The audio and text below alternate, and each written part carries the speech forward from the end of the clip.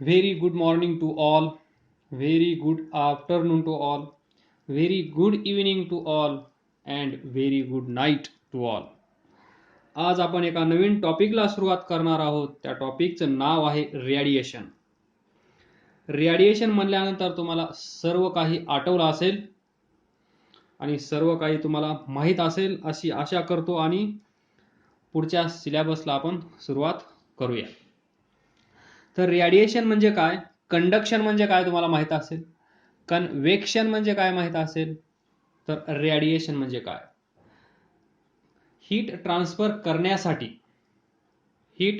करण्यासाठी ज्यावेळेस आपल्याला मटेरियल मीडियमची आवश्यकता पडते त्यावेळेस आपण म्हणतो कंडक्शन होत आहे किंवा कन्व्हेक्शन. तर रेडिएशन म्हणजे काय, तर पहा, कंडक्शन मध्ये आणि कन्व्हेक्शन मध्ये मीडियमची आवश्यकता आपल्याला पडली, पण जिथे मीडियमची आवश्यकता आपल्याला पडणार नाही तिथे असेल रेडिएशन. तर पहा, विंटर चालू आहे, दिस इज विंटर. तर ड्रॉइंग तेवढं माझं चांगलं नसल्यामुळे व्यवस्थित डायग्राम्स तयार होणार नाहीत.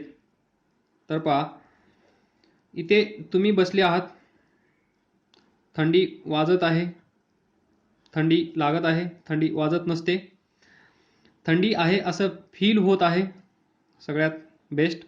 तर पहा, इथे शेकोटी बनवली आहे म्हणजेच आग लागली आहे असं तुम्ही म्हणू शकता, जस्ट फॉर फन.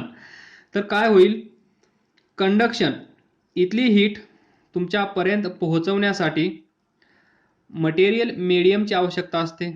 तर पहा, कंडक्शनसाठी मटेरियल मीडियमची आवश्यकता असते. तर इथे तुमच्या आणि या शेकोटीच्या आतमध्ये किंवा दोघांच्या मध्ये कुठलंही मटेरियल मीडियम अवेलेबल नाहीये. तर ही हीट तुमच्यापर्यंत पोहोचते कशी, हाऊ, याचा आन्सर तुम्हाला माहित आहे, नो प्रॉब्लेम, तरी पण डिस्कस करूया. तर पहा, नेक्स्ट कन्व्हेक्शन, इथे मीडियम नाहीये म्हणजे कंडक्शन होणार नाहीये. कन्व्हेक्शनसाठी पार्टिकल्स पाहिजेत, इथे पार्टिकल्स आहेत. Air is poor conductor of heat, air is poor conductor of heat, त्यामुळे हे पण होणार नाही, कन्व्हेक्शन पण होणार नाही. तर राहिला मग कोण, रेडिएशन. तर रेडिएशन होण्यासाठी मटेरियल मीडियमची आवश्यकता नसते. तर हा जो स्पेस असेल, एअर, दॅट इज व्हॅक्यूम,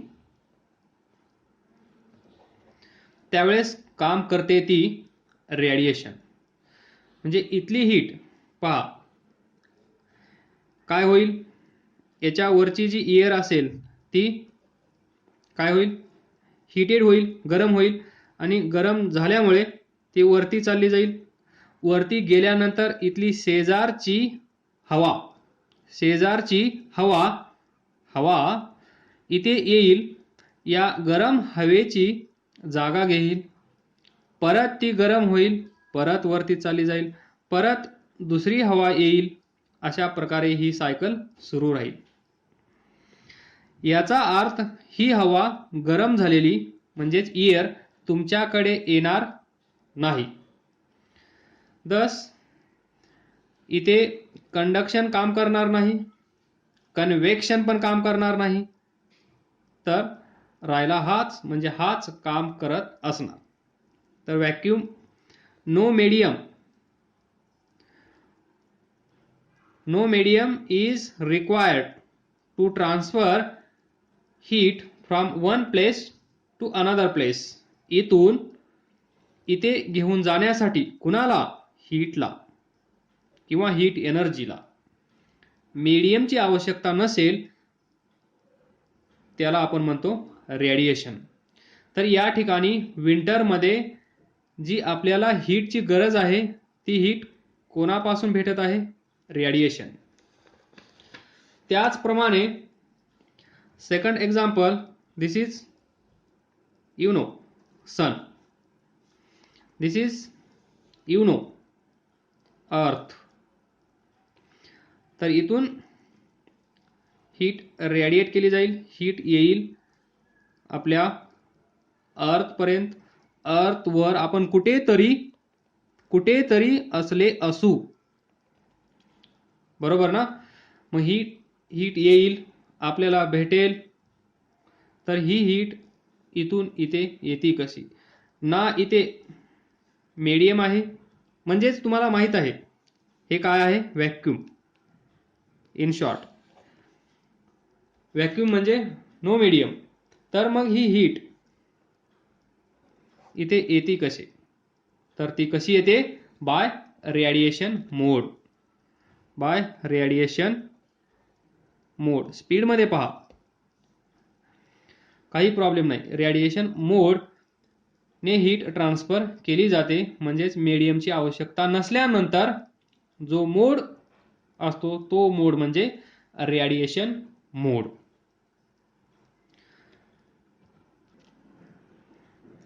तर पहा, हे डिस्टन्स किती असतं, जवळपास x is equal to 15 crore kilometre. Distance between sun and earth is 15 crore kilometre. मग ही जी हीट इकडे येत आहे, हीट म्हणजेच लाईट वेव्स, माहीत आहे तुम्हाला. याला इथून इथे पोहोचण्यासाठी किती वेळ लागतो, त्याचा स्पीड किती असतो, टाइम 3 × 10⁸ मीटर पर सेकंड. आपल्याला माहित आहे x is equal to vt. तर इथून टाइम फाइंड करा आणि मला सांगा किती वेळ लागतो ते. जवळपास 8 मिनिट्स लागतात. हा पहा, हा हीट छोटासा, इथे आपण आहोत. ही हीट मला भेटण्यासाठी किती वेळ लागेल, 8 minutes. I have to wait. After 8 minutes I will get this heat. एवढा सन आपल्यापासून दूर आहे, हे माहीत आहे सर्वांना, डिस्कस करण्याची गरज पण नाहीये. तरी पण to clear this concept, what is radiation, we need to discuss. So have patience or you can increase the speed of video. Most basic concept, this is body. याच्यावर हीट पडली तर याच्यापैकी काही हीट ॲब्सॉर्ब केली जाईल. लक्षात ठेवा, काही heat, some part of heat is absorbed and some part of heat get reflected. हे लक्षात ठेवा. कुठलीही बॉडी असू द्या, ना सन ना दिस सेकोटी, ही हीट रेडिएट करत आहे. इथे पण हीट रेडिएशन चालू आहे. कुठलीही body other than this two, any body, but should not be equal to 0 temperature. ही बॉडी आहे, या बॉडीचं टेम्परेचर जर 0 नसेल तर ही बॉडी पण काय करत असते, हीट रेडिएट करत असते. हे लक्षात ठेवा. Any body can radiate the heat energy. And second, या बॉडीवर जी हीट एनर्जी पडेल त्या हीट एनर्जीचा काही पार्ट आतमध्ये ॲब्सॉर्ब केला जातो आणि काही पार्ट रिफ्लेक्ट केला जातो. ही कन्सेप्ट लक्षात ठेवा. आपण पण हीट रेडिएट करू शकतो. जर मी उन्हामध्ये उभारलो, हे तुम्ही हीट पडली हातावर, पायावर, तर काय म्हणतो आपण, माणसे काळी होतात. हा सेकंड पार्ट असेल. तर लक्षात ठेवा, ही हीट येऊन हातावर किंवा पायावर किंवा चेहऱ्यावर पडेल, मग आपल्या बॉडीचं टेम्परेचर वाढेल. टेम्परेचर वाढेल म्हणजेच आपल्या बॉडीचं टेम्परेचर 0, ॲब्सोल्यूट 0 नसेल. याचाच अर्थ आपल्या शेजारी एखादी बॉडी असेल जिचं टेम्परेचर आपल्यापेक्षा कमी असेल, त्यावेळेस आपण काय करतो, हीट रेडिएट करतो आणि ही बॉडी हीट ॲब्सॉर्ब करत असते. In this way. Then now there is summer. तर पहा, समरमध्ये आपण काय करतो, हा असेल छोटासा प्रयत्न,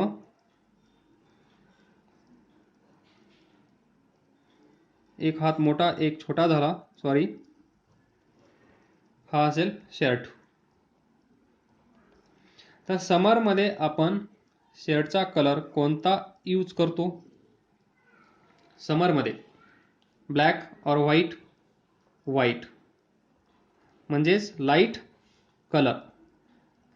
तर याचं रिझन काय आहे? तेच, हा शर्ट काय करेल, जी याच्यावर हीट पडेल which is coming from sun किंवा अदर बॉडी, जर आपल्यापेक्षा जास्त टेम्परेचर असेल तर इथे येईल, याच्यावर पडेल.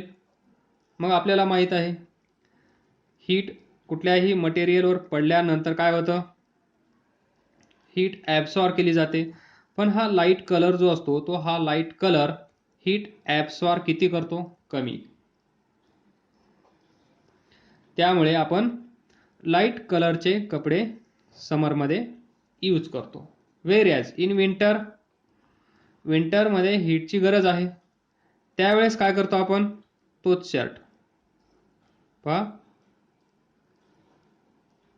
हा त्याचा हात, हा त्याचा हात, शर्ट. याचा कलर काय असतो? डार्क किंवा ब्लॅक. म्हणजेच हा कलर इथून येणारी हीट ॲब्सॉर्ब करण्याचं काम चांगल्या प्रकारे करत असतो. We can say 100% or 99% of heat which is incident on this cloth is get absorbed. जेवढी हीट येईल, येऊ दे, जेवढी येईल तेवढी हा शर्ट ॲब्सॉर्ब करेल. त्यामुळे आपण विंटरमध्ये डार्क कलर किंवा ब्लॅक कलरचे क्लॉथ्स यूज करत असतो. This is one more general knowledge to make you clear what is radiation. Then see what is radiation actually. What is radiation actually? The radiation is continuous emission of energy. Continuous emission of energy. Continuous समजतं आपल्याला, emission पण समजतं, energy पण समजतं. Continuous emission of energy from surface of any body. मगाशी सांगितलं मी, any body, this is body. Heat energy emission, याला आपण म्हणतो रेडिएशन. ही बॉडी आहे, ही बॉडी किंवा या बॉडीचं टेम्परेचर जास्त असल्यामुळे, कोणापेक्षा, टेम्परेचर ऑफ सराउंडिंग, याच्या शेजारी इथे काहीतरी असेल, याचं टेम्परेचर जर कमी असेल तर ही बॉडी काय करेल, हीट एनर्जी एमिट करेल. Continuous emission of energy is called as radiation. And continuous emission of energy take place due to thermal energy of body. या बॉडीकडे काहीतरी थर्मल एनर्जी असेल तेव्हाच तर ही बॉडी काहीतरी हीट एनर्जी एमिट करत आहे, एमिशन ऑफ एनर्जी घडत आहे. That is continuous emission of energy take place due to thermal energy of body. आलं लक्षात? या बॉडीचं काहीतरी टेम्परेचर असेल, म्हणजेच त्या बॉडीकडे काहीतरी एनर्जी असेल आणि ती एनर्जी शेजारी देण्यासाठी धडपड करत असेल. या बॉडीची इच्छा असेल, माझ्याकडे खूप काही एनर्जी आहे, इथे काहीच एनर्जी नाही आहे, तर मदत करावी. म्हणून ही बॉडी या बॉडीला किंवा या बॉडीच्या शेजारी जो काही परिसर असेल, ज्या काही बॉडीज असतील, त्यांना हीट देण्याचं काम करत असेल. कारण देण्याची गरजच नाही, या बॉडीने हीट एमिट केली म्हणजे शेजारच्या बॉडीला ती हीट घेणं गरजेचंच आहे. देन ही जी बाहेर पडलेली एनर्जी आहे, this emitted energy, this energy, याला आपण म्हणतो रॅडियंट एनर्जी. रॅडियंट एनर्जी म्हणजे this emitted energy, this energy is called as radiant energy. एक टर्म आहे, टर्मिनॉलॉजी म्हणतो आपण त्याला. जी एनर्जी इथे या बॉडीने एमिट केली असेल, त्या एनर्जीला आपण काय म्हणतो? रॅडियंट एनर्जी, बाहेर पडलेली एनर्जी. आणि या बॉडीकडे जी एनर्जी आहे त्याला आपण काय म्हणतो? Thermal energy. म्हणजेच या बॉडीकडे थर्मल एनर्जी आहे. Due to continuous emission of energy, ही एनर्जी बाहेर येत आहे. बाहेर आलेली एनर्जी म्हणजे रॅडियंट एनर्जी. आणि ही जी प्रोसेस आहे, या प्रोसेसला आपण म्हणतो रेडिएशन. समजलं असेल? देन दिस एमिटेड एनर्जी, हे सर्व घडत असतं कुठे? इलेक्ट्रोमॅग्नेटिक वेव्हजमुळे. Electromagnetic waves. इलेक्ट्रो म्हणजे काय? Electric field. मॅग्नेटिक म्हणजे magnetic field. Just it is combination of this two. Electric field and magnetic field या दोघांचं कॉम्बिनेशन म्हणजे इलेक्ट्रोमॅग्नेटिक वेव्हज. वेव्हज किती प्रकारचे आहेत आपल्याकडे? 7 types. That is gamma rays, x rays, UV rays, ultraviolet. माहीत आहे तुम्हाला, 11वी मध्ये ही डायग्राम पण काढून दिली आहे. VS, that is visible. Then IR, infrared. Then microwaves. Then radio waves.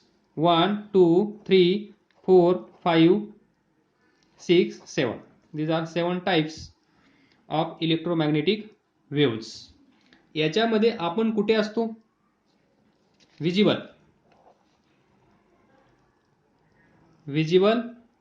Range. इथे विजिबल रेंज काय असते? जवळपास 4000 angstrom unit to 8000 angstrom unit और 4 into 10⁻⁷ metre to 8 into 10⁻⁷ metre. ही आहे रेंज जी आपण पाहू शकतो. तर इलेक्ट्रोमॅग्नेटिक वेव्हज आपण पाहू शकतो का? नाही. तर पहा नेक्स्ट, इथून पहा gamma to radio waves. Radio waves हे दिलं आहे तुम्हाला.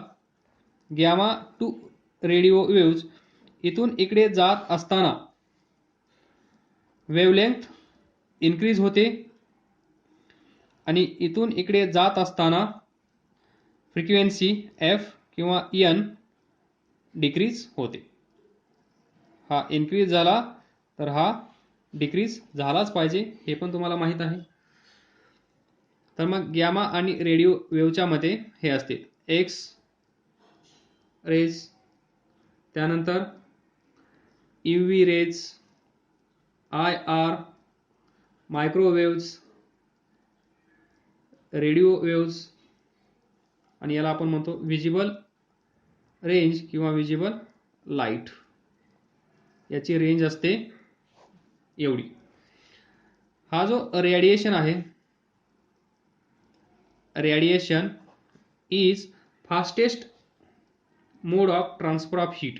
जी हीट या बॉडीपासून इकडे ट्रान्सफर करायची आहे, हे सर्वात फास्ट जर करायचं असेल तर तिथे रेडिएशनची गरज आहे. कारण तुम्ही पाहिलं आहे इथे रेडिएशन घडत आहे. 15 करोड किलोमीटर डिस्टन्स ट्रॅव्हल करून ही लाईट रे अर्थवर येत आहे अवघ्या 8 मिनिटामध्ये, जवळपास 8 मिनिट्स. म्हणजेच पहा तिचा स्पीड किती असेल, म्हणजेच रेडिएशनचा स्पीड. म्हणून आपण म्हणू शकतो radiation is fastest mode of transfer of heat. Heat transfer करण्याचं काम सर्वात चांगल्या प्रकारे आणि फास्ट कोण करू शकतं? रेडिएशन. ना कंडक्शन ना convection, there is only radiation. हे डिस्कस केलं आहे आपण. Radiation does not require any medium to transfer heat from one place to another place. आणि हे पण माहित आहे आपल्याला, heat transfer is possible through material medium also. पहा आपण काय म्हणतो आहोत, हीट ट्रान्सफर करण्यासाठी रेडिएशन मध्ये मीडियमची गरज नाहीये, म्हणजेच मटेरियल मीडियमची गरज नाही असं आपण सांगत आहोत. पण जर ट्रान्सपरंट लाईक ग्लास असेल किंवा वॉटर व्हेपर असतील तर हे कसे आहेत? ट्रान्सपरंट. तर याच्यातून हीट रेडिएट होते. त्यामुळे आपण असं म्हणू शकतो heat transfer take place by radiation mode and heat transfer take place by this mode also, that is material. Through material, heat transfer by radiation is possible through vacuum, we know that. Then second, heat transfer is possible through material medium also, that is material medium. इथे पण heat transfer केली जाऊ शकते. आणि इथे पहा, हे लक्षात ठेवा, केली जाऊ शकते म्हणजे एस मटेरियल मीडियम मधून. आपल्याला माहिती आहे कंडक्शन काम करत असते इथे, पण तिथे रेडिएशन पण काम करेल, पण only for wavelength, that is shorter wavelength. जर वेवलेंथ कमी असेल तरच हे पॉसिबल असेल. दॅट इज जे मटेरियल ट्रान्सपरंट आहे लाईक ग्लास और वॉटर वेपर, त्यांच्यातून हीट एनर्जी ट्रान्सफर केली जाऊ शकते, ती फक्त आणि फक्त फॉर शॉर्टर वेवलेंथ. जर लॉंगर वेवलेंथ असेल तर याच्यातून ती ट्रान्सफर केली जाऊ शकणार नाही, हे लक्षात ठेवा. छोटीशी कन्सेप्ट आहे. क्वेश्चन येऊ शकतो वेव्हलेंथवर. Next, physical contact. Physical contact is not required to transfer heat. म्हणजे ही बॉडी आहे, ही एक बॉडी आहे, इथून इथे हीट एनर्जी घेऊन जाण्यासाठी ट्रकची गरज नाहीये, रेल्वेची गरज नाहीये. तर मग गरज कशाची आहे? कशाची गरज आहे मग? ना ट्रेन ना ट्रक. तर मग गरज कशाची? ही एक बॉडी आहे इथे, ही दुसरी बॉडी इथे आहे. तर इथून इथे हीट एनर्जी ट्रान्सफर करण्यासाठी गरज आहे ती फक्त आणि फक्त रेडिएशनची. आणि या बॉडीचं टेम्परेचर जास्त असल्यामुळे, या बॉडीचं टेम्परेचर कमी असल्यामुळे यांच्यामध्ये हीट ट्रान्सफर होऊ शकते. तर ज्या बॉडीकडे हीट एनर्जी असते त्याला आपण म्हणतो थर्मल एनर्जी. तर ही बॉडी आहे, थर्मल एनर्जी तिच्याकडे आहे. तर ही काय करेल? हीट एनर्जी एमिट करेल. आणि एमिट झाल्यानंतर त्या एनर्जीला आपण काय म्हणतो? Radiant energy. हिच्याकडे जी एनर्जी आहे त्याला thermal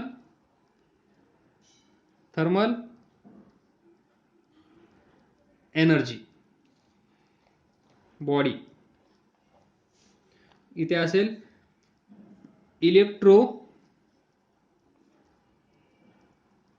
magnetic radiation. Electromagnetic radiation कशामुळे?